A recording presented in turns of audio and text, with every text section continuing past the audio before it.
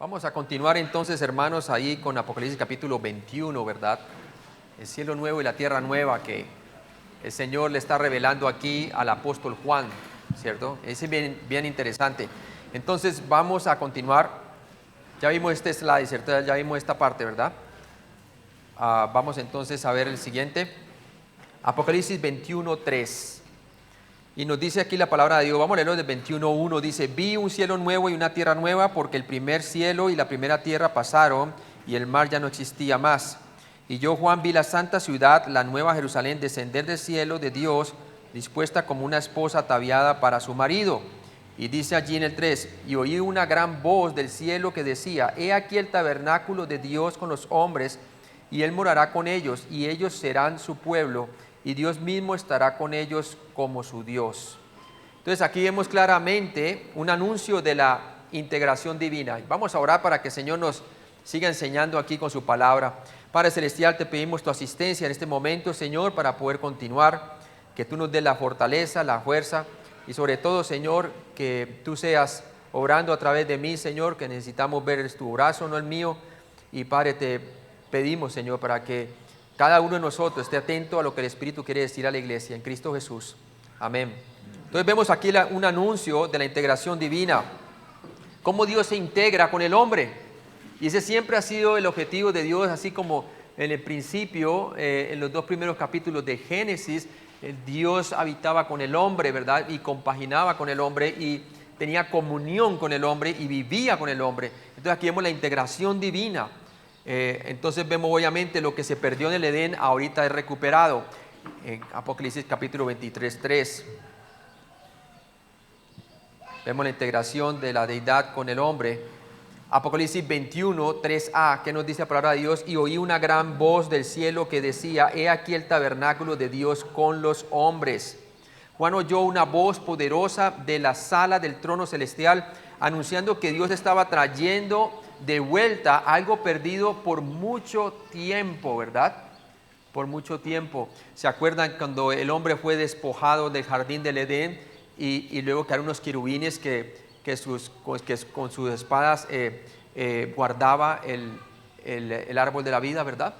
Y vamos a ver más adelante que ahorita el árbol de la vida va a ser puesto de nuevo con esta nueva creación. Entonces lo que se perdió en el Edén es recuperado nuevamente aquí en este nuevo cielo y tierra nueva.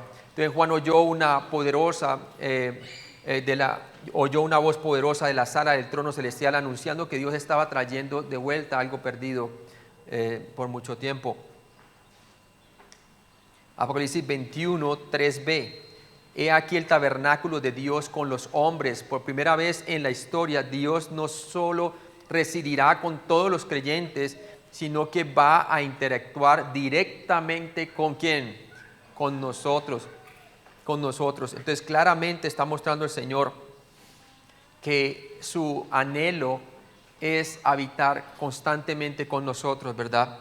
Y personalmente.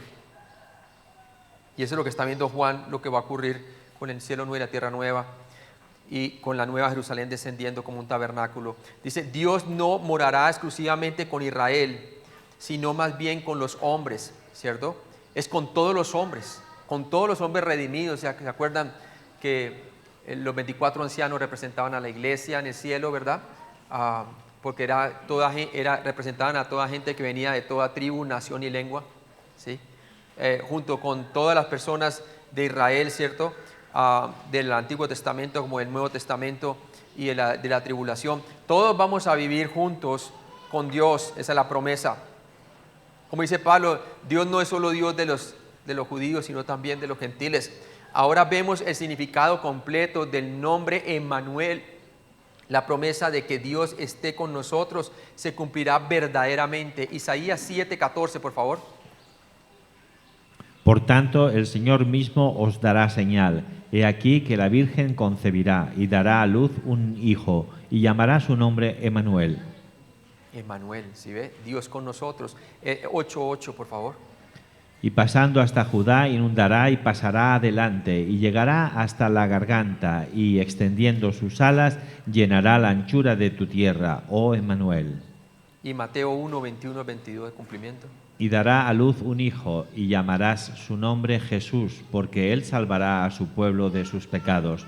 Todo esto aconteció para que se cumpliese lo dicho por el Señor por medio del profeta cuando dijo: Así es. Y qué bonito que el Señor nos ha dado eterna redención, hermanos. Es eterna redención. Y ahorita vemos al Señor aquí, va a morar con los hombres, eterna y perpetuamente. Apocalipsis 21, 3c. Y Él morará con ellos, y ellos serán su pueblo, y Dios mismo estará con ellos como su Dios. Personalmente el Señor estará con nosotros así, glorificado, y todos nosotros glorificados en la nueva creación para siempre. En el Antiguo Testamento Dios habitó en el campamento de Israel, pero siempre detrás del velo, en el tabernáculo y detrás de las puertas de las paredes del templo, ¿verdad? Y vemos claramente eso aquí en esta ilustración. Ahí está en el tabernáculo, mientras ellos iban a la tierra prometida, tenían el tabernáculo y tenía que ser una tienda portátil porque todavía no habían llegado a la tierra prometida. Y mientras iban en camino, entonces ¿qué pasaba? Ellos tenían el lugar, el santuario, y tenían el lugar santísimo que estaba separado por el velo, ¿verdad? Y usted puede, bueno, no se puede ver bien ahí porque es la luz, ¿verdad? Pero ahí hay un lugar, ahí donde ve el arca del pacto, ¿cierto? Y donde ven los sacerdotes. Y ahí usted ve la candelabra, y los sacerdotes que harían, había una cortina entre el lugar donde están los sacerdotes que usted puede ver allí y el lugar santísimo, había una cortina, ¿verdad? Y solamente una vez por año el sumo sacerdote tenía acceso al lugar santísimo, que representaba ¿qué? Representaba la presencia de Dios. Entonces él traía la sangre del sacrificio y primero expiaba por sus propios pecados, pero después por los pecados del pueblo. ¿Y qué hacía? Entraba una vez al lugar santísimo, una vez al año, y solamente el sumo sacerdote tenía acceso a eso después de un ritual de limpieza, ¿verdad? Tipificando ¿a quién? A Jesucristo como sacerdote, ¿verdad? Y él entraba en favor del pueblo, entraba a través del velo, ofrecía la sangre y luego salía, ¿verdad? Y la gente se ponía contenta porque sabía muy bien que Dios le había aceptado el sacrificio, ¿verdad? Entonces muy claramente mostraba que había un velo, ¿cierto? El sacerdocio era un sacerdocio que era de hombres, ¿verdad? Solamente el pecado podía ser cubierto únicamente, ¿sí? Y él entraba a la presencia de Dios allí, pero de una manera simbólica. ¿Por qué? Porque era en un templo hecho por manos de hombre. Pero en cambio Jesucristo, hermano, él traspasó los cielos mismos, ¿verdad? El cielo mismo lo traspasó. Traspasó, por decir así, el lugar de la congregación, este mundo, y traspasó el cielo mismo, el velo, ¿verdad? Y se sentó a la diestra del Padre. Ahora todos nosotros podemos entrar directamente por medio de la sangre de Cristo, su muerte y su resurrección. Podemos entrar ¿a dónde? Al cielo por la fe en Jesucristo, en la persona, que Él murió por nuestros pecados y resucitó entre los muertos, ¿verdad? Pero aún así, Jesucristo nos envía el Espíritu Santo y tenemos la presencia de Él, pero la presencia física de Él no está en este momento, ¿verdad?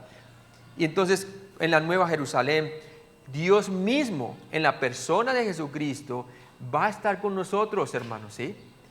Y Dios el Padre también. O sea, que mira usted muy claramente que también eso ocurría después cuando ya armaron el templo, ¿verdad? Con Salomón y los templos sucesivos, ¿verdad? Hasta el templo de Herodes en el tiempo de Jesús, ¿verdad? Y tenía lo mismo, tenía el velo, ¿verdad? Y Jesús mismo dijo que Él era el templo, Él era la representación. Destruir este templo y yo lo levantaré en 3 días, ¿sí? Entonces Jesucristo mismo es la representación de todo lo que ocurría allí, ¿verdad? Entonces claramente nosotros vemos que en la Nueva Jerusalén Dios va a habitar personalmente con nosotros. En el Nuevo Testamento, aunque Dios habitó con el hombre en la persona de Cristo, su plena gloria fue casi siempre velada por su humanidad, ¿cierto? ¿Se acuerda que dice en el principio era Dios y por Él todas las cosas fueron hechas? En el principio era el Verbo y el Verbo era Dios y el Verbo estaba con Dios. ¿Y qué dice? Que todas las cosas fueron hechas por Él, ¿verdad? Y sin Él nada de lo que fue hecho fue hecho. Y dice, y aquel Verbo se hizo carne y habitó con nosotros. ¿Y qué dice Juan? Y vimos su gloria, gloria del Padre llena de gracia y de verdad, la plena revelación. porque por medio de Moisés vino la ley, pero la gracia y la verdad vinieron a través de ¿qué? El cumplimiento a través de Jesucristo, ¿verdad? Pero a pesar de eso, Jesucristo tenía velada su gloria. Quiere decir, no podía manifestar su pura gloria, aunque lo manifestaba a través de milagros, a través de prodigios y todo esto. Y la manifestó un poco, pero velada aún todavía en Mateo 17:2. Por favor, ¿lo pueden leer, por favor? Y se transfiguró delante de ellos, y resplandeció su rostro como el sol, y sus vestidos se hicieron blancos como la luz. Y está hablando allí en el monte de la transfiguración, ahí como puede ver usted en la gráfica, ¿verdad? En donde Cristo se le manifestó y le dio un destello de su gloria, ¿verdad? Y les dijo de que habían algunos que estaban allí que iban a ver su venida, ¿verdad? Y la vieron, porque Dios le dio como un anticipo de aquel reino milenial, ¿verdad? En donde usted ve el cumplimiento de Cristo en la ley y los profetas. La ley, entonces apareció también ¿quién? Moisés a un lado, y al otro lado apareció ¿quién? Elías. Y Jesucristo siendo el cumplimiento mismo de ellos, ¿verdad? Y los discípulos dijeron, Pedro le dijo, hagamos una enramada aquí, quedémonos aquí, ¿verdad? Una experiencia milenaria le estamos mostrando el Señor allí a ellos, ¿verdad? Pero que una voz de cielo dijo, a Él oíd, ¿verdad? A Él oíd, a Cristo, porque Cristo es el cumplimiento de todo eso. Esto nos indica algo muy claro acerca de la resurrección, hermanos, ¿verdad? ¿Cómo ellos pudieron identificar que el uno era Moisés y el otro era Elías? Mire que Jesús no le dijo, vea, este es Moisés y este es Elías, sino que ellos lo pudieron identificar claramente. O sea que nosotros vamos a reconocer a todos nuestros familiares, a todas las personas vamos a reconocer, porque Dios nos va a dar una especial forma de poder identificar a las personas tal cual como son. Ellos nunca habían visto a Moisés, nunca habían visto a Elías, pero lo pudieron reconocer claramente, ¿verdad? Pero a pesar de eso, hermano, su gloria estaba velada. Dice que sus vestidos fueron blancos resplandecientes, ¿verdad? Pero a pesar de eso, aún su gloria estaba confinada un poco, ¿verdad? Pero así no va a ser cuando el nuevo cielo y la tierra nueva, Dios mismo va a morar en el potencial de su gloria con nosotros. Y nosotros vamos a tener la capacidad de poder percibir esa gloria porque tenemos cuerpos glorificados, ¿verdad? Tenemos cuerpos glorificados, hermanos. Esta voz celestial declaró que en el nuevo cielo y la nueva tierra, Dios hará su tabernáculo o morada en la tierra rodeado de todos los adoradores. Juan capítulo 4, el versículo 23 al 24, por favor. Mas la hora viene y ahora es cuando los verdaderos adoradores adorarán al Padre en espíritu y en verdad, porque también el Padre tales adoradores busca que le adoren. Dios es espíritu, y los que le adoran en espíritu y en verdad es necesario que adoren. Que le adoren en espíritu y en verdad, hermano, ¿verdad? En Mateo 23, 37. Jerusalén, Jerusalén, que matas a los profetas y apedreas a los que te son enviados. ¿Cuántas veces quise juntar a tus hijos como la gallina junta a sus polluelos debajo de las alas, y no quisiste? ¿Y no qué? Y no quisiste. Y es interesante ver que esta nueva Jerusalén, ¿verdad? Está dispuesta como una esposa ataviada para su marido, como leemos en el versículo 2 de Apocalipsis 21, ¿verdad? No hemos de confundir esto con la iglesia, que es la esposa del Cordero, ¿verdad? Es totalmente diferente. Está hablando de la ciudad Jerusalén, es la esposa, ¿cierto? Es un contexto totalmente diferente, está hablando que la ciudad es la esposa, ¿verdad? ¿Por qué? Porque Dios va a morar con los hombres, general, toda la humanidad.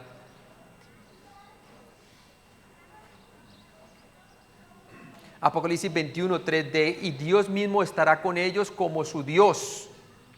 En este punto de la historia, el pecado ya no separará al hombre de Dios. Aquellos que en la tierra eligieron el pecado y la muerte será sobre la vida eterna, serán juzgados y confinados eternamente al lago de fuego, ¿verdad? ¿Se acuerdan cuando el discípulo le dijo, vamos allí un momentico, en Juan 14, mire, en Juan 14, ¿se acuerda cuando Tomás le dijo, muéstranos, no sabemos a dónde vas, ¿cómo pues podemos saber el camino? Y el Señor les dice, yo soy el camino, la verdad y la vida, ¿cierto? Si me conocieres también a mi Padre conoceréis, y desde ahora le conocéis y le habéis visto. Y luego le pregunta a Felipe y le dijo, Señor, muéstranos al Padre y nos basta. Él quería ver la plena plenitud, él quería ver esto. Dios en su esplendor de gloria manifestado en Cristo, ¿verdad? Que Dios morará, él estaba pensando de una manera milenaria y quizás también en cuanto a cuando Dios more eternamente con los hombres, ¿verdad? ¿Y qué le dice el Señor allí? Felipe le dice, Señor, muéstranos al Padre y nos basta. Jesús le dijo, tanto tiempo hace que estoy con vosotros y no me has conocido, Felipe. El que me ha visto a mí, ha visto al Padre. ¿Cómo pues dices tú, muéstranos al Padre, verdad? ¿No crees que yo soy en el Padre y el Padre en mí, y en las palabras que yo os hablo, no las hablo por mi propia cuenta, sino que el Padre que mora en mí, Él hace las obras? Creedme que yo soy en el Padre y el Padre en mí. De otra manera, creedme por las mismas obras, ¿cierto?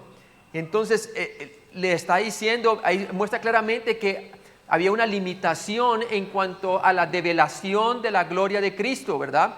Porque estaba limitado por su cuerpo físico. Y también ellos no tenían, aunque ya eran redimidos, eran ya personas salvas, por decirlo así. Ya Cristo iba a morir por ellos, pero ellos habían creído por la fe en Él.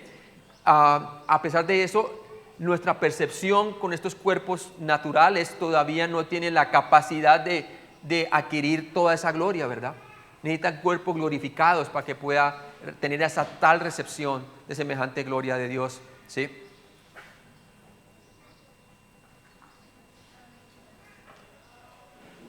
Pero lo bueno es que Jesús le decía que creyera en las obras que él hacía, que eran las obras del Padre, los milagros, ¿verdad?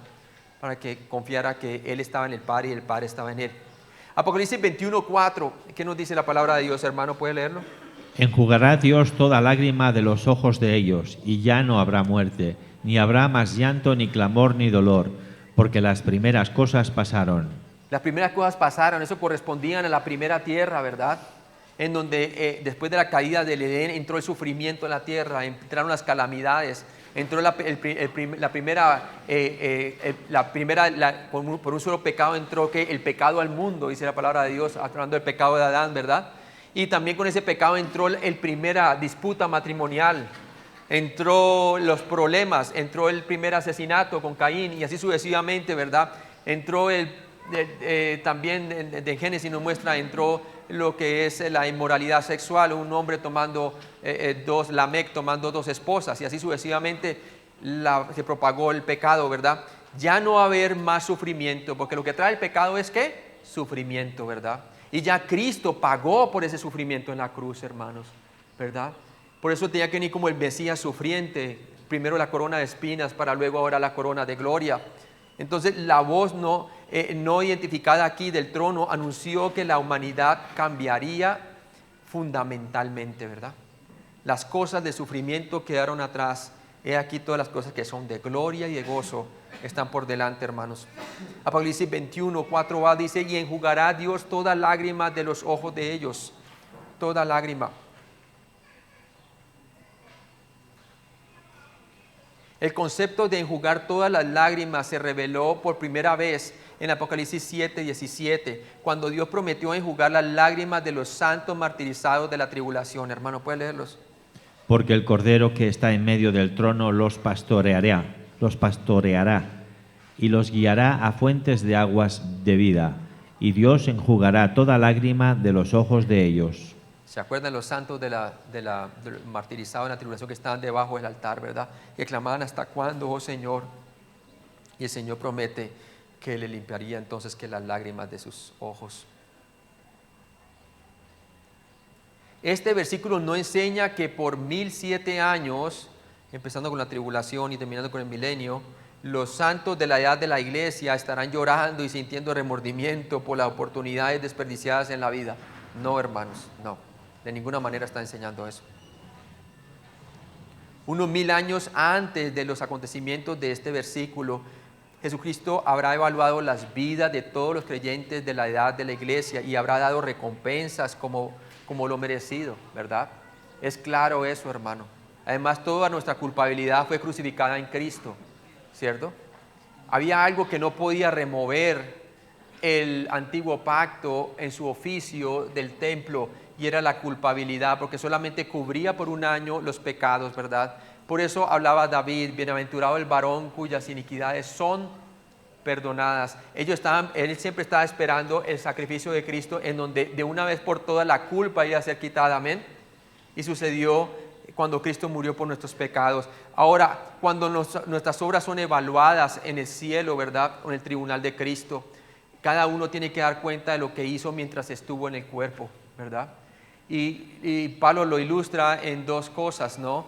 Lo ilustra como en materiales de construcción, el heno, la hojarasca y la madera, ¿cierto? Como elementos volátiles sometidos al fuego. ¿Qué pasa con ellos? Se consumen y desaparecen. Y también colocó otro conjunto de materiales, que son materiales que en lugar de ser perecederos como los anteriores, son elementos que permanecen y se refinan con el fuego. ¿Y qué son? El oro y las piedras preciosas, ¿verdad? Entonces, ¿qué pasa? Él dice que lo que hacemos en Cristo, según la sabiduría de Dios, en la sabiduría de Dios y no en la sabiduría de los hombres, incluyéndome a mí mismo, ¿verdad? Si no las hago en el poder de Dios, sobre el fundamento que es Cristo, cada uno mire cómo sobreedifica, ¿verdad?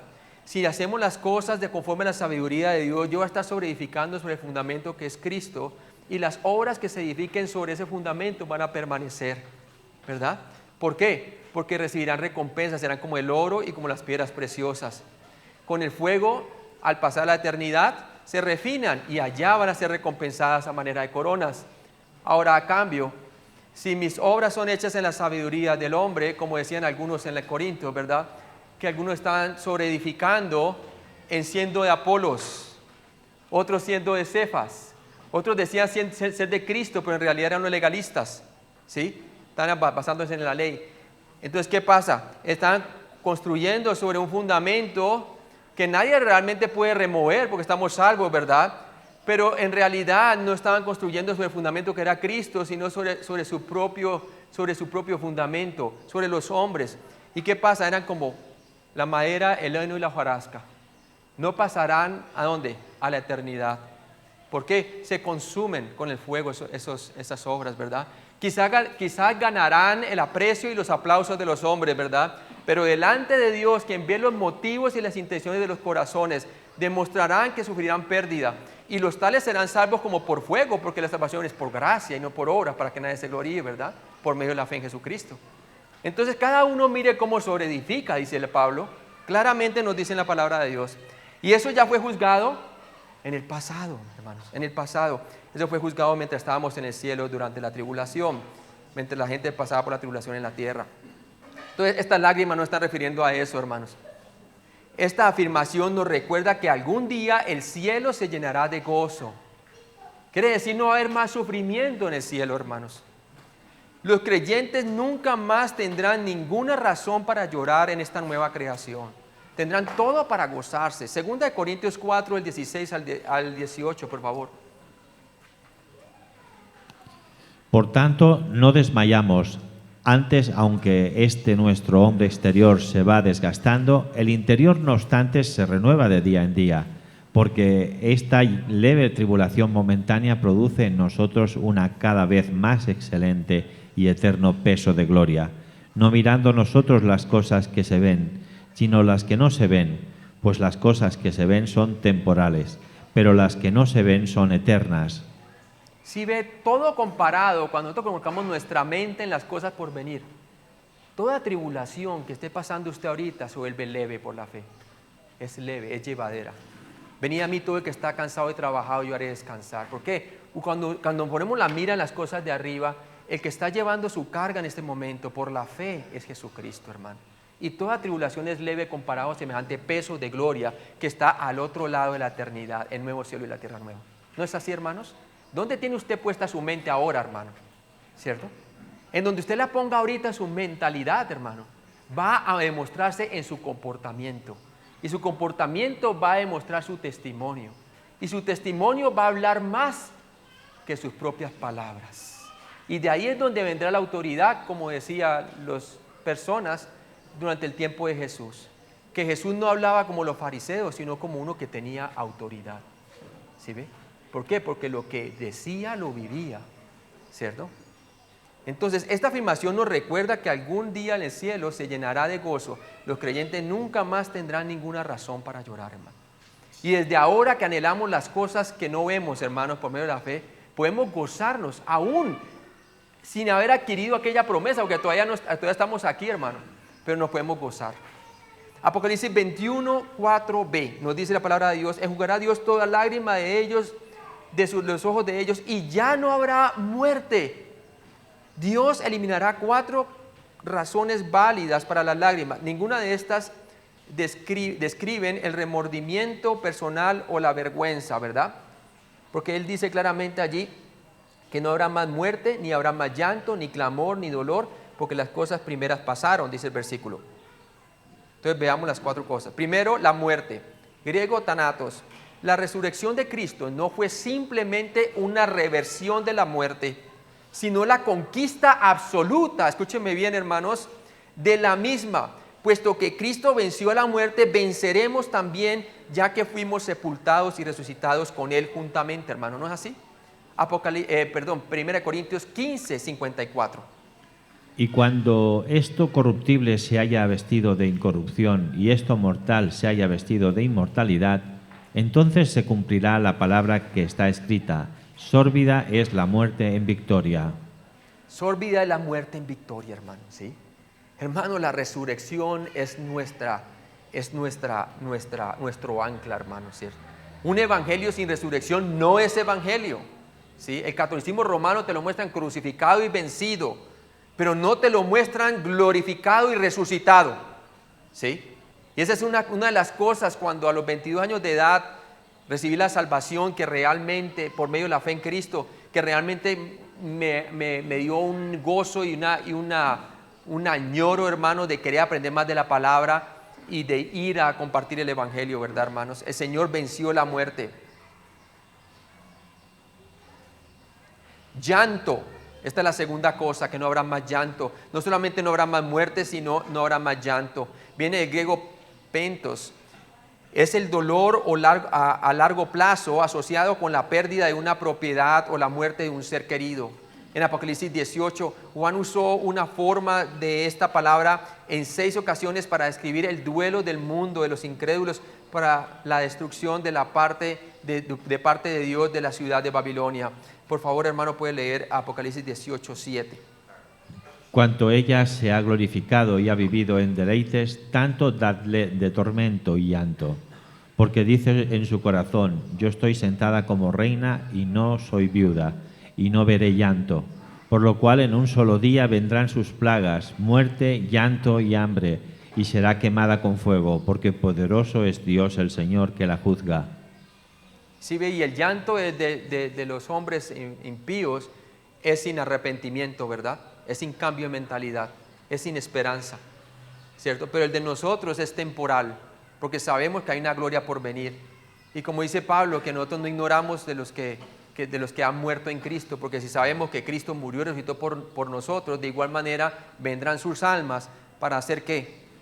Resucitadas entre los muertos y reunidas con el Señor en el aire, y para que luego nosotros seamos transformados y estemos juntamente con ellos. O sea, la esperanza, no habrá más llanto, hermanos. Y en la Nueva Jerusalén sí que no va a haber llanto del todo. Clamor, viene del griego krauge, significa gritar de dolor o de angustia, no el llorar de tristeza. Dolor, esta es la cuarta. Tenemos entonces la primera, que era las lágrimas, luego la muerte, ahora el llanto, y ahora tenemos el clamor, ahora el dolor, el último, ¿no? Y dice allí, dolor viene de ponos, griego, significa aflicción o aún el trabajo forzado. La ausencia de dolor y fatiga muestran la reversión de los efectos de la maldición. Nunca vamos a experimentar el cansancio, nunca más, hermanos. Génesis 3, del 16 al 19, nos muestra que esa fue parte de la maldición cuando el hombre cayó en pecado. Hermano. A la mujer dijo: multiplicaré en gran manera los dolores en tus preñeces. Con dolor darás a luz los hijos, y tu deseo será para tu marido, y él se enseñoreará de ti. Y al hombre dijo: por cuanto obedeciste a la voz de tu mujer, y comiste del árbol de que te mandé diciendo, no comerás de él, maldita será la tierra por tu causa, con dolor comerás de ella todos los días de tu vida. Espinos y cardos te producirá y comerás plantas del campo. Con el sudor de tu rostro comerás el pan hasta que vuelvas a la tierra, porque de ella fuiste tomado, pues polvo eres y al polvo volverás. Entonces no va a haber más dolor, hermanos, ¿verdad? Todo eso que perteneció a la primera tierra. Romanos 8:18 dice, pues tengo por cierto, por certeza, hermano, que las aflicciones de este tiempo presente no son comparables con la gloria venidera que en nosotros ha de manifestarse. Y por eso el apóstol Pablo estaba dispuesto a todo por causa del Señor. Tenía puesta la mente en Cristo. Segunda de Corintios 4:17, porque esta leve tribulación momentánea produce en nosotros cada vez más excelente y eterno peso de gloria, ¿verdad? Apocalipsis 21:4 dice, las primeras cosas pasaron. En Apocalipsis 21:1 la voz celestial usa la misma palabra para describir la desaparición de la vieja tierra y el cielo. ¿Sí? Pasaron, hermano, ¿cierto? Ya todo es gloria de ahí para adelante. En la eternidad las cosas viejas, incluyendo el pecado, la muerte y los engaños de Satanás, se irán para siempre. Ningún mal alguna vez entrará en esta nueva creación. Será un ambiente perfecto, superior al jardín del Edén y a la creación restaurada del milenio. Mire, usted comparando al milenio nosotros tenemos cuerpos glorificados, pero vamos a ver gente, ¿verdad?, que va a obedecer de dientes para afuera y que usted le va a ver que en realidad sus motivos no son reales, no son genuinos, ¿verdad? Va a haber personas, va a ver usted gente que muere, ¿verdad? Va a haber niños que mueren de 100 años, bueno, mueren con bastante edad, pero mueren. El que muere de 100 años, dice la palabra de Dios, será muy joven para morir, ¿verdad? Va a haber muerte a pesar del gobierno de Cristo. Por eso vamos a gobernar con Cristo, ¿cierto? Junto con la nación de Israel, que ellos son los que van a liderar todo, ¿verdad? Pero muy claramente nos muestra a nosotros de que va a haber un gobierno con vara de hierro durante el milenio. En la eternidad solamente hay redimidos, todos los redimidos están allí. En el milenio van a haber personas que tienen que tomar la decisión, ¿verdad?, de creer o no en Cristo. La muerte, el luto, el llanto y la angustia son anormales. Estos solo entraron en el mundo después que Adán y Eva, ¿qué? Pecaron, hermano. ¿Sí? Todo esto que está pasando a nosotros aquí en este mundo es anormal, ¿cierto? Ahora, lo que hemos recibido en Cristo es lo que realmente es normal. Lo que verdaderamente las personas deben de hacer ahora es creer en el Señor Jesucristo para ser salvos. ¿Para qué? Para volver a la normalidad, por lo menos espiritualmente, para después ser glorificados corporalmente, ¿verdad? Todo eso pertenecían a la tierra antigua. Entonces, para finalizar, vamos a ver una comparación, hermanos, en este cuadro. La tierra antigua y su cielo pasarán, una nueva tierra, como la vio Juan, viene, y vio un cielo nuevo y una tierra nueva, ¿verdad? Y vamos a compararlas, ¿verdad? La de Génesis con la nueva tierra, Apocalipsis capítulo 21 y 22, ¿verdad? Génesis 1 y 2, cuando fue creada, y bueno, y a partir de allí toda la tierra antigua, incluyendo después de la caída, comparada con la nueva creación. En la antigua creación, la antigua tierra, y tenemos Apocalipsis, el nuevo cielo y la nueva tierra. En la antigua creación, el cielo y la tierra fueron creados. Génesis 1:1. En Apocalipsis 21:1 vemos un cielo nuevo y una tierra nueva creada. No reformada, no remodelada, sino creada. La otra deshecha por el fuego y fundida. La nueva, hecha nueva. O sea, ex nihilo, como dice, como la hizo en el principio el Señor. En el principio Dios hizo los cielos y la tierra. Lo mismo, nuevo cielo y nueva tierra. El sol fue creado en el día, en Génesis capítulo 1, versículo 5, ¿verdad? En la nueva creación no hay necesidad del sol. Por favor, puede leerlo allí, Apocalipsis 21, 23. La ciudad no tiene necesidad de sol ni de luna que brillen en ella, porque la gloria de Dios la ilumina y el Cordero es su lumbrera. Eso, hermano, tal cual como Dios iluminó la creación cuando Él dijo, hágase la luz, sin necesidad de sol, ¿verdad? Y las estrellas que lo creó el cuarto día, de igual manera va a ser iluminada la nueva creación. El Cordero será su lumbrera, ¿sí? Acuérdense que todo lo que se necesita para que haya un día es 24 horas, ¿verdad? Y no necesita el sol usted para que haya un día, sino una rotación de la tierra sobre su eje. Por eso dice, y fue la tarde y la mañana el primer día, y fue la tarde y la mañana el segundo día, la rotación sobre el eje, aunque todavía no estén hechos las estrellas y el sol. La noche es establecida en Génesis 1, versículo 5, en la tierra antigua. En la tierra nueva no hay noche. Este es Apocalipsis 22, 5, por favor. No habrá allí más noche, y no tienen necesidad de luz de lámpara ni de luz del sol, porque Dios el Señor los iluminará y reinará por los siglos de los siglos. Muy bien. En la tierra antigua o en la tierra vieja, los mares son creados. Génesis 1, 10, ¿verdad? Y los grandes monstruos marinos. En Apocalipsis no hay más mares. 21.1 ya lo vimos nosotros cuando empezamos a estudiar. En Génesis, en la tierra antigua, la maldición es anunciada, capítulo 3 del 14 al 17, cuando Adán y Eva desobedecen, ¿cierto? Y creen la mentira de Satanás. Eso es en la antigua tierra. En la nueva tierra, no más maldición. Apocalipsis 22.3, ya lo leímos. Por favor, ¿puede leerlo otra vez? 22.3.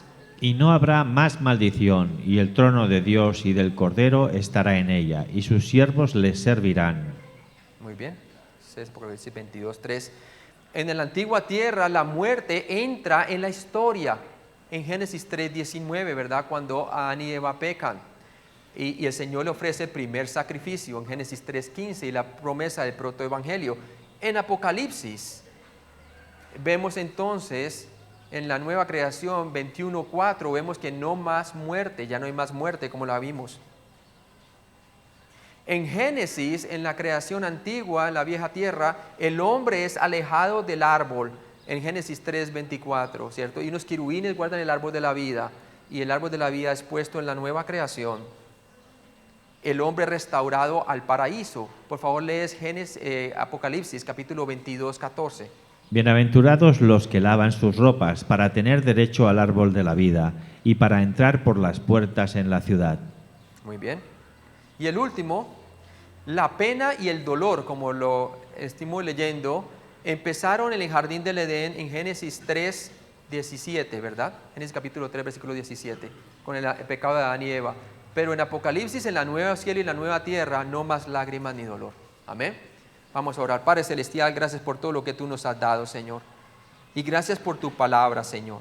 Y cuando leemos, Señor, allí en